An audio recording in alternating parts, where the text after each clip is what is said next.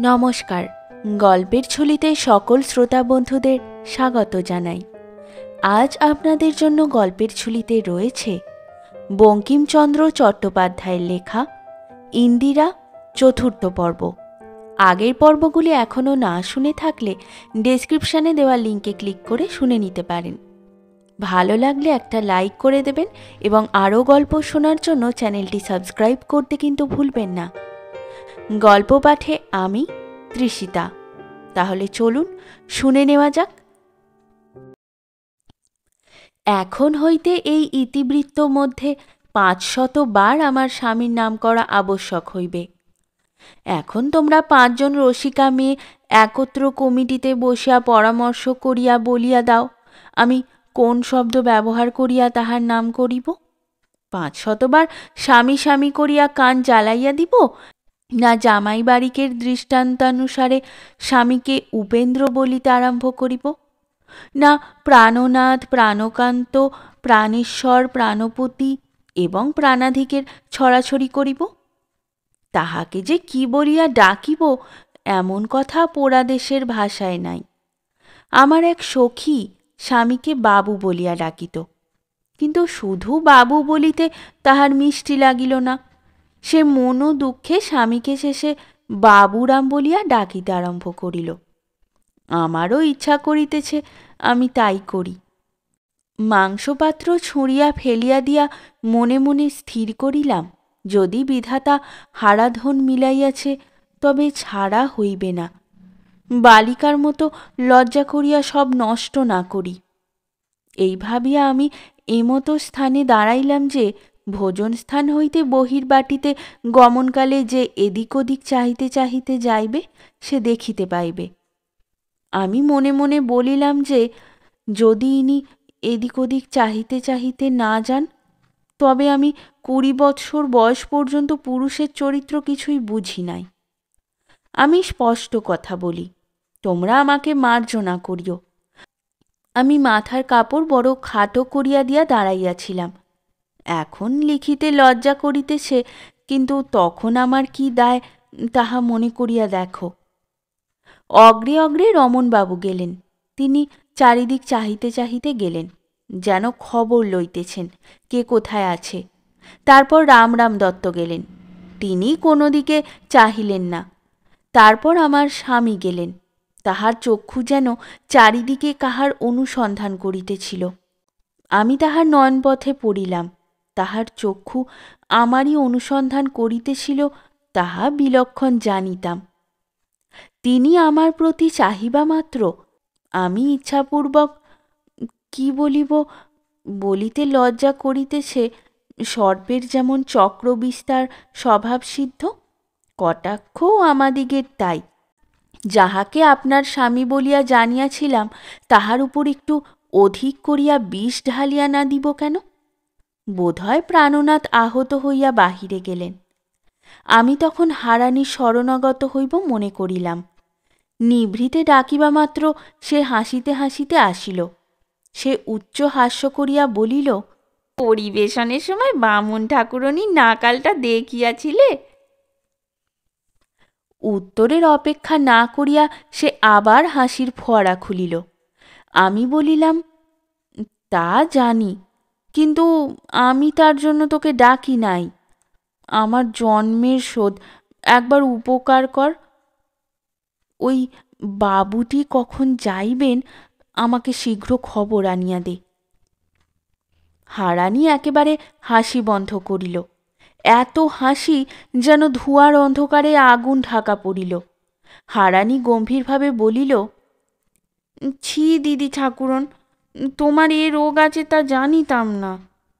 আমি হাসিলাম, বলিলাম, মানুষের সকল দিন সমান যায় না।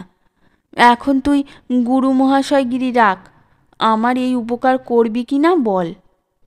হারানি বলিল, কিছুতেই আমা হইতে এ কাজ হইবে না। আমি খালি হাতে হারানির কাছে আসি নাই। মাহিনার টাকা ছিল, 5টা তাহার হাতে দিলাম। বলিলাম, আমার মাথা খাস, এ কাজ তোকে করিতেই হইবে। হারানি টাকা কয়টা ছুঁড়িয়া ফেলিয়া দিতেছিল। কিন্তু তাহা না দিয়া নিকটে উনার নিবাইবার এক ঝুড়ি মাটি ছিল, তাহার উপর রাখিয়া দিল। বলিল অতি গম্ভীরভাবে, আর হাসি নাই, তোমার টাকা ছুঁড়িয়া ফেলিয়া দিতেছিলাম, কিন্তু শব্দ হইলে একটা কেলেঙ্কারি হইবে, তাই আস্তে আস্তে এইখানে রেখে দিলাম, কুড়াইয়া লও, আর এ সকল কথা মুখে এনো না। আমি কাঁদিয়া ফেলিলাম। হারানি বিশ্বাসী, আর সকলে অবিশ্বাসী, আর কাহাকে ধরিব? আমার কান্নার প্রকৃত তাৎপর্য সে জানিত না, তথাপি তার দয়া হইল। সে বলিল, কি হলো, কাঁদো কেন? চেনা মানুষ নাকি? আমি একবার মনে করিলাম হারানিকে সব খুলিয়া বলি। তারপর ভাবিলাম সে এত বিশ্বাস করিবে না, একটা বা গণ্ডগোল করিবে। ভাবিয়া চিন্তিয়া স্থির করিলাম সুভাষিনী ভিন্ন আমার গতি নাই। সেই আমার বুদ্ধি, সেই আমার রক্ষাকারিণী। তাহাকে সব খুলিয়া বলিয়া পরামর্শ করি গিয়া। হারানিকে বলিলাম, চেনা মানুষ বটে, বড় চেনা। সকল কথা শুনিলে তুই বিশ্বাস করবি না, তাই তোকে সকল কথা ভাঙিয়া বলিলাম না। কিছু দোষ নাই। কিছু দোষ নাই বলিয়া একটু ভাবিলাম। আমারই পক্ষে কিছু দোষ নাই, কিন্তু হারানির পক্ষে দোষ আছে বটে, তবে তাকে কাদা মাখাই কেন? তখন সেই বাজিয়ে যাব মল মনে পড়িল। কুতর্কে মনকে বুঝাইলাম, যাহার দুর্দশা ঘটে সে উদ্ধারের জন্য কুতর্ক অবলম্বন করে। আমি হারানিকে আবার বুঝাইলাম, কিছু দোষ নাই, তোমাকে কি তার সঙ্গে দেখা করিতেই হইবে? হ্যাঁ। একা? একা। আমার বাপের সাধ্য নহে। আর বউ ঠাকুরানী যদি হুকুম দেন? তুমি কি পাগল হয়েছ? তিনি কুলের কুলবধূ, সতীলক্ষ্মী, তিনি কি এসব কাজে হাত দেন? যদি বারণ না করেন, যাবি? যাব, কিন্তু টাকা নিব না, তোমার টাকা তুমি নাও। আচ্ছা, তোকে যেন সময়ে পাই। আমি তখন চোখের জল মুছিয়া সুভাষিনীর সন্ধানে গেলাম। তাহাকে নিভৃতেই পাইলাম। আমাকে দেখিয়া সুভাষিনীর সেই সুন্দর মুখখানি যেন সকালের পদ্মের মতো, যেন সন্ধ্যাবেলার গন্ধরাজের মতো আহ্লাদে ফুটিয়া উঠিল। সর্বাঙ্গ যেন সকালবেলা সর্বত্র পুষ্পিত শেফালিকার মতো, যেন চন্দ্রোদয়ে নদীস্রোতের মতো আনন্দে প্রফুল্ল হইল। হাসিয়া আমার কানের কাছে মুখ আনিয়া সুভাষিনী জিজ্ঞাসা করিল, কেমন, চিনিয়াছ তো? আমি আকাশ থেকে পড়িলাম। বলিলাম, সে কি, তুমি কেমন করে জানলে? সুভাষিনী মুখ চোখ ঘুরাইয়া বলিল, আহা, তোমার সোনার চাঁদ বুঝি আপনি এসে ধরা দিয়েছে? আমরা যাই আকাশে ফাঁদ পাততে জানি, তাই তোমার আকাশের চাঁদ ধরে এনে দিয়েছি। আমি বলিলাম, তোমরা কে, তুমি আর রবাবু? না তো আবার কে? তুমি তোমার স্বামী শ্বশুরের আর তাদের গায়ের নাম বলিয়া দিয়াছিলে, মনে আছে? তাই শুনিয়াই রবাবু চিনিতে পারিলেন। তোমার উবাবুর একটা বড় মকদ্দমা তাহার হাতে ছিল, তারই ছল করিয়া তোমার উবাবুকে কলিকাতায় আসিতে লিখিলেন। তারপর নিমন্ত্রণ, তারপর পাতিয়া বুড়ির ডালটুকু নেওয়া। হ্যাঁ, সেটাও আমাদেরই ষড়যন্ত্র। তা আমার পরিচয় কিছু দেওয়া হয়েছে কি? সর্বনাশ, তা কি দেওয়া যায়? তোমাকে ডাকাতে কেড়ে নিয়ে গিয়েছিল, তারপরে কোথায় গিয়েছিলে, কি বৃত্তান্ত, তা কে জানে? তোমার পরিচয় পেলে কি ঘরে নেবে?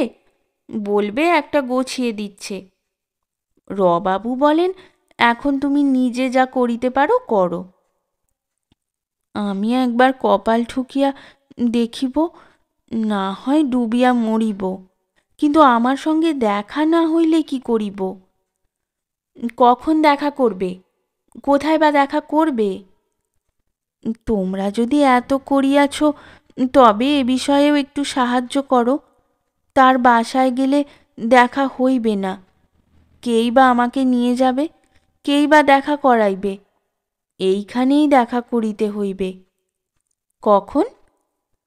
রাত্রে, সবাই শুইলে। তা বই আর গতি কি? দোষী বা কি? স্বামী যে। না, দোষ নাই, কিন্তু তাহা হইলে তাকে রাত্রে আটকাইতে হয়, নিকটে তার বাসা, তা ঘটিবে কি? দেখি একবার রবাবুর সঙ্গে পরামর্শ করে। সুভাষিনী রমণবাবুকে ডাকাইল, তার সঙ্গে কথাবার্তা হইল। তাহা আমাকে আসিয়া বলিল, বলিল, রবাবু যাহা পারেন তাহাই। তিনি এখন মোকদ্দমার কাগজপত্র দেখিবেন না, একটা ওজর করিয়া রাখিবেন। কাগজ দেখিবার জন্য সন্ধ্যার পর সময় অবধারণ করিবেন। সন্ধ্যার পর তোমার স্বামী আসিলে কাগজপত্র দেখিবেন। কাগজপত্র দেখিতে দেখিতে একটু রাত্রি করিবেন, আর রাত্র হইলে আহারের জন্য অনুরোধ করিবেন। কিন্তু তারপর তোমার বিদ্যায় যা থাকে তা করিও। রাত্রে থাকিতে আমরা কি বলিয়া অনুরোধ করিব? আমি বলিলাম, সে অনুরোধ তোমাদের করিতে হইবে না, আমি করিব। আমার অনুরোধে যাহাতে শুনেন তাহা করিয়া রাখিয়াছি। দুই একটা চাহনি ছুঁড়িয়া মারিয়াছিলাম, তিনি তাহা ফিরাইয়া দিয়াছেন। লোক ভালো নহেন। এখন আমার অনুরোধ তাহার কাছে পাঠাই কি প্রকারে? একছত্র লিখিয়া দিব, সেই কাগজটুকু কেহ তার কাছে দিয়ে এলেই হয়। কোনো চাকরের হাত দিয়ে পাঠাও না। যদি জন্ম জন্মান্তরেও স্বামী না পাই, তবুও পুরুষ মানুষকে কথা বলিতে পারি না। তা বটে। ঝি বিশ্বাসীকে একটা গোলমাল বাঁধাইবে, তখন সব খোয়াবো। হারানি বিশ্বাসী। হারানিকে বলিয়াছিলাম, বিশ্বাসী বলিয়া সে নারাজ। তবে তোমার একটু ইঙ্গিত পাইলে সে যাইতে পারে। কিন্তু তোমায় এমন ইঙ্গিত করিতে কি প্রকারে বলিতে পারি? মরি তো আমি একাই মরিব। পোড়া চোখে আবার জল আসিল। হারানি আমার কথা কি বলিয়াছে? তুমি যদি বারণ না করো তবে সে যাইতে পারে। সুভাষিনী অনেকক্ষণ ভাবিল, বলিল, ঠিক আছে, সন্ধ্যার পর তাকে এই কথার জন্য আসিতে বলিও। সন্ধ্যার পর আমার স্বামী কাগজপত্র লইয়া রমণবাবুর কাছে আসিলেন। সংবাদ পাইয়া আমি আর একবার হারানির হাতে পায়ে ধরিলাম। হারানি সেই কথাই বলে, বৌদিদি যদি বারণ না করে তবে পারি, তবে জানিব এতে দোষ নাই। আমি বলিলাম, যাহা হয় কর, আমার বড় জ্বালা। এই ইঙ্গিত পাইয়া হারানি একটু হাসিতে হাসিতে সুভাষিনীর কাছে ছুটিল। আমি তাহার প্রতীক্ষা করিতে লাগিলাম। দেখিলাম যে সে হাসির ফোয়ারা খুলিয়া দিল। আলু থালু কেশ বেশ সামলাইতে সামলাইতে হাঁপাইতে হাঁপাইতে ছুটিয়া আসিল। আমি জিজ্ঞাসা করিলাম, কি গো, এত হাসি কেন? হারানি বলিল, এমন জায়গায়ও মানুষকে পাঠায়, প্রাণটা গিয়াছিল আর কি। কেন গো? আমি জানি বৌদিদির ঘরে ঝাঁটা থাকে না, দরকার মতো ঝাঁটা লইয়া গিয়া আমরা ঘর ঝাঁটাইয়া আসি। আজ দেখি যে বৌদিদির হাতের কাছেই কে ঝাঁটা রাখিয়া আসিয়াছে। আমি যেমন গিয়া বললাম, তা যাব কি, অমনি বৌদিদি সেই ঝাঁটা লইয়া আমাকে তাড়াইয়া মারিতে আসিল। ভাগ্যিস পালাতে জানি, তাই পালিয়ে বাঁচলেম, নইলে খ্যাংরা খেয়ে প্রাণটা গিয়াছিল আর কি। তবু একঘা বুঝি পিঠে পড়েছে, দেখো দেখি দাগ হয়েছে কিনা। হারানি হাসিতে হাসিতে আমাকে পিঠ দেখাইল। মিছে কথা, দাগ ছিল না। তখন সে বলিল, এখন কি করতে হবে বলো, করে আসি। ঝাঁটা খেয়ে যাবি? ঝাঁটা মেরেছে, বারণ তো করেনি। আমি বলেছিলাম বারণ না করে তো যাব। তা ঝাঁটা কি বারণ না? হ্যাঁ, দেখো দিদিমণি, বৌদিদি যখন ঝাঁটা তোলে তখন তার ঠোঁটের কোণে একটু হাসি দেখেছিলাম। তা কি করতে হবে বলো এবার? আমি তখন এক টুকরো কাগজে লিখিলাম, আমি আপনাকে মন প্রাণ সমর্পণ করিয়াছি, গ্রহণ করিবেন কি? যদি করেন তবে আজ রাত্রিতে এই বাড়িতে শয়ন করিবেন, ঘরের দ্বার যেন খোলা থাকে। সেই পাচিকা। পত্র লিখিয়া লজ্জায় ইচ্ছা করিতে লাগিল পুকুরের জলে ডুবিয়া থাকি, কি অন্ধকারে লুকাইয়া থাকি। তা কি করিব? বিধাতা যেমন ভাগ্য দিয়াছেন, বুঝি আর কখনো কোনো কুলবতীর কপালে এমন দুর্দশা ঘটে নাই। কাগজটা মুড়িয়া সরিয়া হারানিকে দিলাম, বলিলাম, একটু সবুর। সুভাষিনীকে বলিলাম, একবার দাদাবাবুকে ডাকিয়া পাঠাও, যাহা হয় একটা কথা বলিয়া বিদায় দিও। সুভাষিনী তাই করিল। রমণবাবু উঠিয়া আসিলে হারানিকে বলিলাম, এখন যা। হারানি গেল। কিছু পরে কাগজটা ফেরত দিল। তার এক কোণে লেখা আছে, আচ্ছা। আমি তখন হারানিকে বলিলাম, যদি এত করিলি তবে আর একটু করিতে হইবে। দুপুর রাত্রে আমাকে তার শুইবার ঘরটা দেখাইয়া দিয়া আসিতে হইবে। আচ্ছা, কোনো দোষ নাই তো? কিচ্ছু না, উনি আর জন্মে আমার স্বামী ছিলেন। আর জন্মে কি এ জন্মে ঠিক বুঝিতে পারিতেছি না। আমি হাসিয়া বলিলাম, চুপ। হারানি হাসিয়া বলিল, যদি এ জন্মের হন তবে আমি 500 টাকা বকশিস নিব, নহিলে আমার ঝাঁটার ঘা ভালো হইবে না। আমি তখন সুভাষিনীর কাছে গিয়া এ সকল সংবাদ দিলাম। সুভাষিনী শাশুড়িকে বলিয়া আসিল, আজ কুমুদিনীর অসুখ হইয়াছে, সে রাঁধিতে পারিবে না, সোনার মাই রাঁধুক। সোনার মা রাঁধিতে গেল। সুভাষিনী আমাকে লইয়া গিয়া ঘরে কবাট দিল। আমি জিজ্ঞাসা করিলাম, এ কি, কয়েত কেন? সুভাষিনী বলিল, তোমায় সাজাইব। তখন আমার মুখ পরিষ্কার করিয়া মুছাইয়া দিল, চুলে সুগন্ধ তৈল মাখাইয়া যত্নে খোঁপা বাঁধিয়া দিল। বলিল, এই খোঁপার 1000 টাকা মূল্য, সময় হইলে আমায় 1000 টাকা পাঠাইয়া দিস। তারপর আপনার একখানা পরিষ্কার রমণী মনোহর বস্ত্র লইয়া জোর করিয়া পরাইতে লাগিল। সে যেরূপ টানাটানি করিল, বিবস্ত্রা হইবার ভয়ে আমি পড়িতে বাধ্য হইলাম।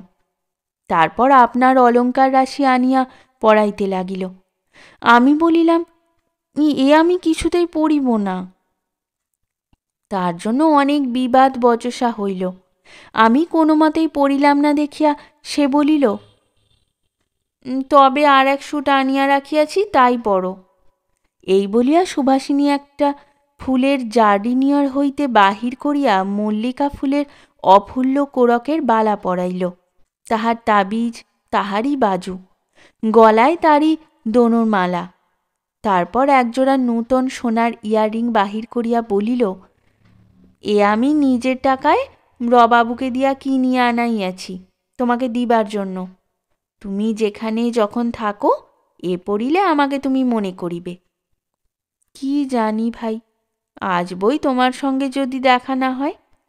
ভগবান তাই করুন, তাই তোমাকে আজ ইয়ারিং পরাইব, এতে আর না বলিও না। বলিতে বলিতে সুভাষিনী কাঁদিল। আমার চোখেও জল আসিল। আমি আর না বলিতে পারিলাম না।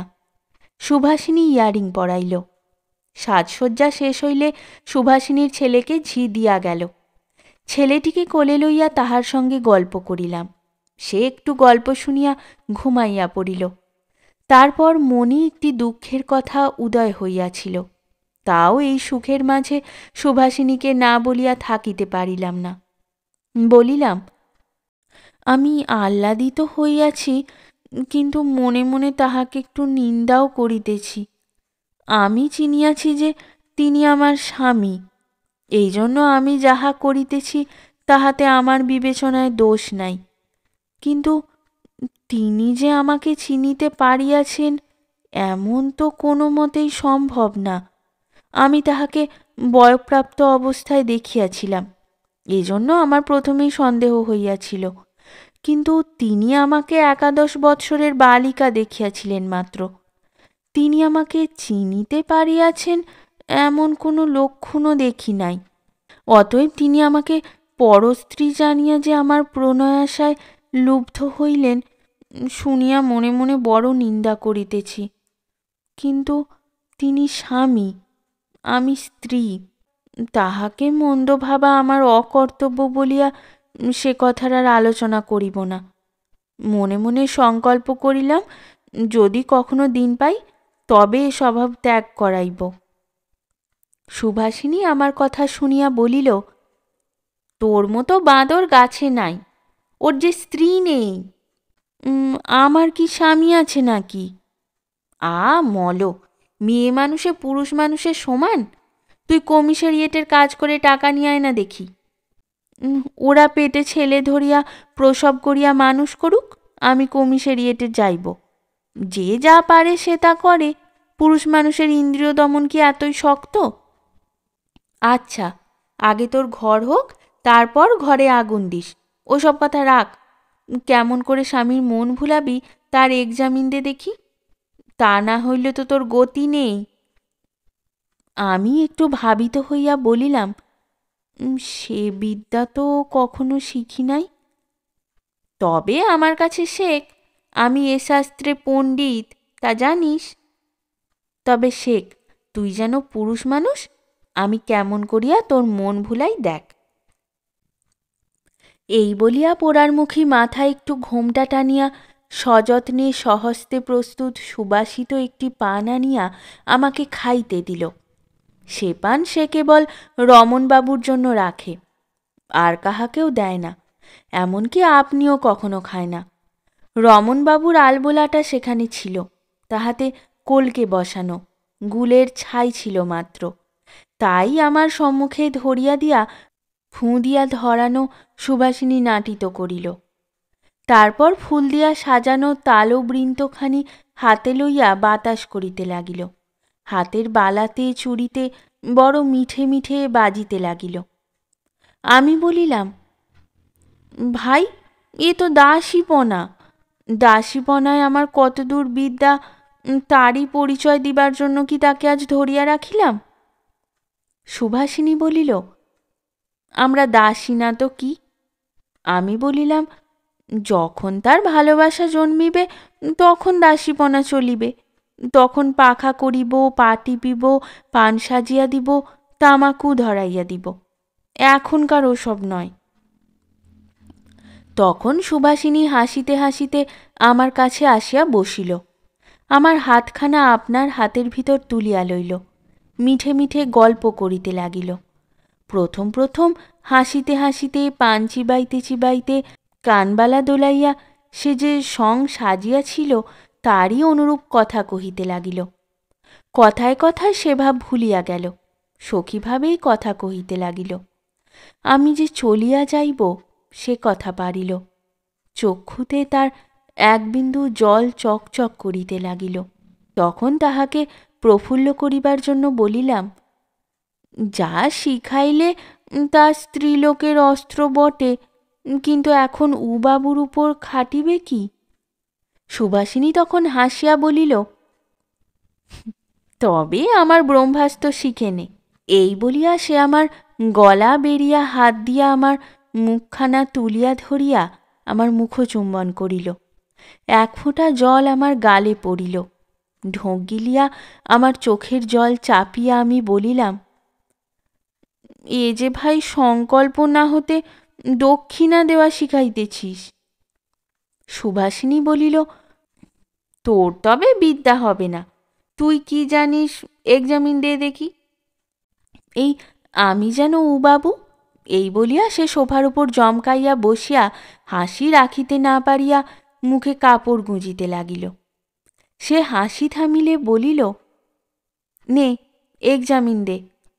তখন যে বিদ্যার পরিচয় পাঠক পশ্চাতে পাইবেন, সুভাষিনীকেও তাহার কিছু পরিচয় দিলাম। সুভাষিনী আমাকে শোভা হইতে ঠেলিয়া ফেলিয়া দিল, বলিল, দূর হ পাপিষ্ঠা, তুই তো আস্ত কেউটে। আমি বলিলাম, কেন ভাই? সুভাষিনী বলিল, ও হাসি চাহনিতে পুরুষ মানুষ টিকে, মরিয়া ভূত হয়। তবে আমি এক্সামিন পাস, খুব পাস। কমিশারিয়েটের 169 পুরুষেও এমন হাসি চাহনি কখনো দেখে নাই। মিনসের মুন্ডটা যদি ঘুরে যায় তো একটু বাদামের তেল দিস। আচ্ছা, এখন সারা শব্দে বুঝিতে পারিতেছি বাবুদের খাওয়া হইয়া গেল। রমনবাবুর ঘরে আসিবার সময় হইল। আমি এখন বিদায় হই। যা শিখিয়েছিলে তার মধ্যে একটা বড় মিষ্ট লাগিয়াছিল, সেই মুখচুম্বনটি। এসো আরেকবার শিখি। তখন সুভাষিনী আমার গলা ধরিল, আমি তার গলা ধরিলাম। গাঢ় আলিঙ্গনপূর্বক পরস্পরে মুখচুম্বন করিয়া গলা ধরাধরি করিয়া দুইজনে অনেকক্ষণ কাঁদিলাম। এমন ভালোবাসা কি আর হয়? সুভাষিনীর মতো আর কি কেহ ভালোবাসিতে জানে? মরিব, কিন্তু সুভাষিনীকে ভুলিব না। আমি হারানিকে সতর্ক করিয়া দিয়া আপনার শয়নগৃহে গেলাম। বাবুদের আহারাদি হইয়া গিয়াছে। এমন সময় একটা বড় গণ্ডগোল পড়িয়া গেল। কেহ ডাকে পাখা, কেহ ডাকে জল, কেহ ডাকে ঔষধ, কেহ ডাকে ডাক্তার। এইরূপ হুলস্থুল। হারানি হাসিতে হাসিতে আসিল। আমি জিজ্ঞাসা করিলাম, কিরে, এত গণ্ডগোল কিসের? সেই বাবুটি মূর্ছা গিয়েছিলেন। তারপর? এখন সামলেছেন। তারপর? এখন বড় অবসন্ন, বাসায় যাইতে পারিলেন না। এখানেই বড় বৈঠকখানায় পাশের ঘরে শুইলেন। বুঝিলাম এ কৌশল। বলিলাম, আলো সব নিবিলে সবাই শুইলে আসিবে। হারানি বলিল, অসুখ যে গা। আমি বলিলাম, অসুখ না তোর মুন্ড, আর 500খানা বিবির মুন্ড, যদি দিন পাই। হারানি হাসিতে হাসিতে গেল। পরে আলো সব নিবিলে সবাই শুইলে হারানি আমাকে সঙ্গে করিয়া লইয়া ঘর দেখাইয়া দিল। আমি ঘরের ভিতর প্রবেশ করিলাম। দেখিলাম তিনি একাই শয়ন করিয়াছেন। অবসন্ন কিছুই না, ঘরে 2টা বড় বড় আলো জ্বলিতেছে। তিনি নিজের রূপরাশিতে সমস্ত আলো করিয়াছেন। আমিও স্বরবিদ্ধ, আনন্দে শরীর আপ্লুত হইল। যৌবন প্রাপ্তির পর আমার এই প্রথম স্বামী সম্ভাষণ। সে যে কি সুখ তাহা কেমন করিয়া বলিব। আমি অত্যন্ত মুখরা, কিন্তু যখন প্রথম তাহার সঙ্গে কথা কহিতে গেলাম, কিছুতেই কথা ফুটিল না। কণ্ঠ রোধ হইয়া আসিতে লাগিল, সর্বাঙ্গ কাঁপিতে লাগিল, হৃদয় মধ্যে দুবদুব শব্দ হইতে লাগিল, রসনা শুকাইতে লাগিল, কথা আসিল না বলিয়া কাঁদিয়া ফেলিলাম। সে অশ্রুজল তিনি বুঝিতে পারিলেন না। তিনি বলিলেন, কাঁদিলে কেন? আমি তো তোমাকে ডাকি নাই, তুমি আপনি আসিয়াছ, তবে কাঁদো কেন? এই নিদারুণ বাক্যে বড় মর্মপীড়া হইল। তিনি যে আমাকে কুলটা মনে করিতেছেন, ইহাতে চক্ষুর প্রবাহ আরও বাড়িল। মনে করিলাম, এখন পরিচয় দিই, এ যন্ত্রণা আর সহ্য হয় না।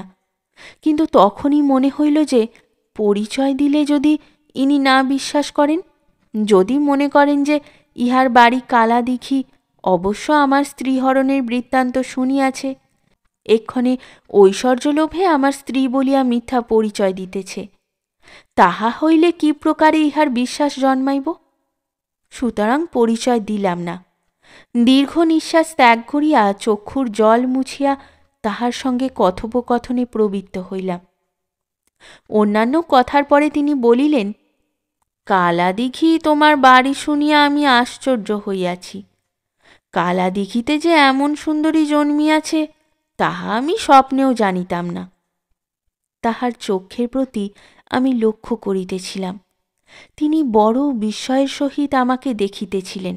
তার কথার উত্তরে আমি নেকি সাজিয়া বলিলাম, আমি সুন্দরী না বাঁদরি? আমাদের দেশের মধ্যে আপনার স্ত্রীরই সৌন্দর্যের গৌরব। এই ছলক্রমে তাহার স্ত্রীর কথা পাড়িয়াই জিজ্ঞাসা করিলাম, তাহার কি কোনো সন্ধান পাওয়া গিয়াছে? না, তুমি কতদিন দেশ হইতে আসিয়াছ? আমি বলিলাম, আমি সে সকল ব্যাপারের পরেই দেশ হইতে আসিয়াছি। তবে বোধ হয় আপনি আবার বিবাহ করিয়াছেন? না।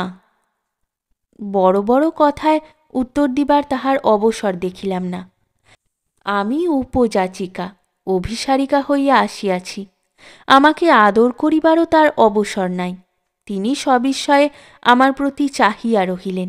একবার মাত্র বলিলেন, এমন রূপ তো মানুষের দেখি নাই। সপত্নী হয় নাই শুনিয়া বড় আহ্লাদ হইল। বলিলাম, আপনারা যেমন বড়লোক, এটি তেমনই বিবেচনার কাজ হইয়াছে। নহিলে যদি এরপর আপনার স্ত্রীকে পাওয়া যায়, তবে 2 সতিনে ঠ্যাঙাঠেঙি বাঁধিবে। তিনি মৃদু মৃদু হাসিয়া বলিলেন, সে ভয় নাই। সে স্ত্রীকে পাইলেও আমি আর গ্রহণ করিব এমন বোধ হয় না। তাহারা জাতি নাই, বিবেচনা করিতে হইবে। আমার মাথায় বজ্রঘাত হইল। এত আশা ভরসা সব নষ্ট হইল। তবে আমার পরিচয় পাইলে আমাকে আপন স্ত্রী বলিয়া চিনিলেও আমাকে গ্রহণ করিবেন না? আমার এবারকার নারী জন্ম বৃথা হইল। সাহস করিয়া জিজ্ঞাসা করিলাম, যদি এখন তাহার দেখা পান, তবে কি করিবেন? তিনি অম্লান বদনে বলিলেন, তাকে ত্যাগ করিব। কি নির্দয়! আমি স্তম্ভিতা হইয়া রহিলাম। পৃথিবী আমার চক্ষে ঘুরিতে লাগিল। সেই রাত্রিতে আমি স্বামী শয্যায় বসিয়া তাহার আনন্দিত মোহন মূর্তি দেখিতে দেখিতে প্রতিজ্ঞা করিলাম, ইনি আমার স্ত্রী বলিয়া গ্রহণ করিবেন, নচেত আমি প্রাণ ত্যাগ করিব। আজ এই পর্যন্তই। পরবর্তী পর্ব নিয়ে খুব তাড়াতাড়ি ফিরে আসব। যদি এই পর্বটি ভালো লেগে থাকে তাহলে লাইক এবং শেয়ার করতে ভুলবেন না। সকলে ভালো থাকুন, শুনতে থাকুন গল্পের ঝুলি।